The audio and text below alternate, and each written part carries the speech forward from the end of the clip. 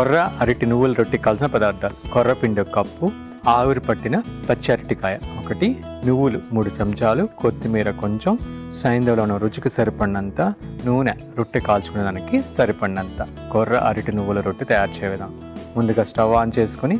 గిన్నె పెట్టుకొని తగిన నీళ్లు పోసుకొని కొద్దిగా ఉప్పు, నువ్వులు వేసి మరిగిన తర్వాత కొర్రపిండి కూడా వేసుకుని బాగా కలియబెట్టి మూత పెట్టి 10 నిమిషాలు దాన్ని దమ్ చేసి తర్వాత దాన్ని మెత్తగా రొట్టె పిండిలాగా మర్దన చేసుకొని